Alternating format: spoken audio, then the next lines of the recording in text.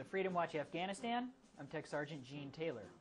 Senate Majority Leader Harry Reid visited Manas Air Base last week as part of a bipartisan congressional delegation of 5 senators.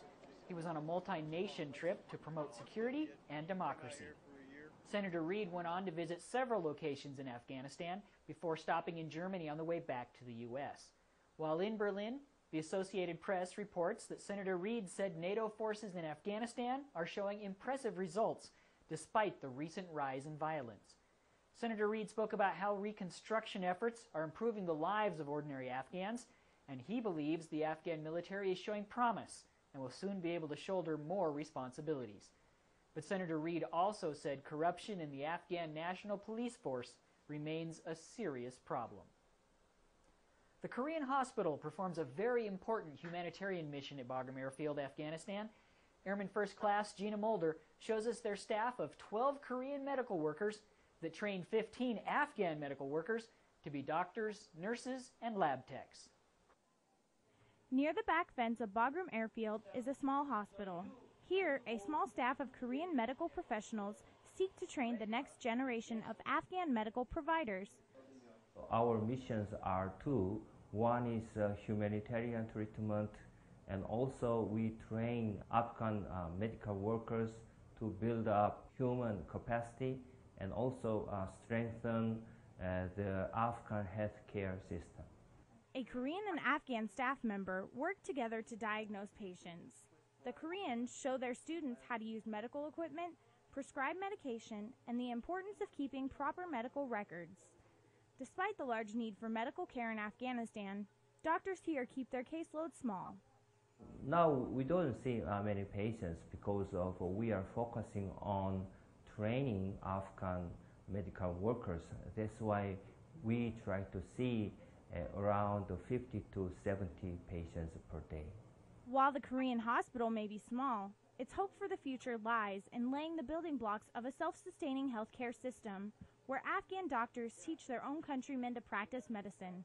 Airman First Class Gina Mulder, Bagram Airfield, Afghanistan. Now here's a look at your photos from the field.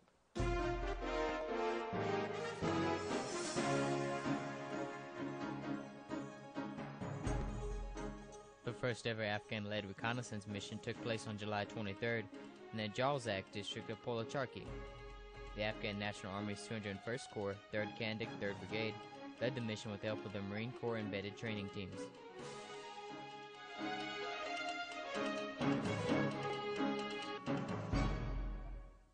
People often go to great lengths for family members.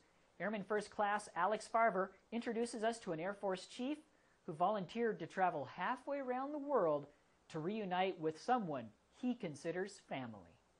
At first glance, this quiet lunch meeting seems to be a normal conversation between two people at Manas Air Base. However, for the two people involved, it was anything but an ordinary encounter. It was a chance to catch up after nearly 2 years.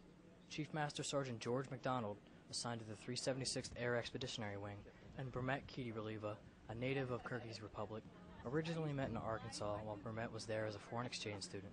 Their relationship grew into a father-daughter bond as Burmet spent her senior year of high school with McDonald's. Well, I felt like she was my daughter and treated her like that, and I guess she felt like she called me her American dad. When Burmet returned home, Chief McDonald voluntarily deployed to Manas to visit his new daughter. Although they come from opposite sides of the world, they enjoyed this day of reuniting as a family. Reporting from Manas Air Base, I'm Airman First Class Alex Farber. That's all the time we have for this edition of Freedom Watch Afghanistan. To see the stories in this or previous editions of our show, you can find our program on the web at pentagonchannel.mil. From all of us here at Bagram Airfield, I'm Tech Sergeant Gene Taylor. Thanks for watching, and have a great day.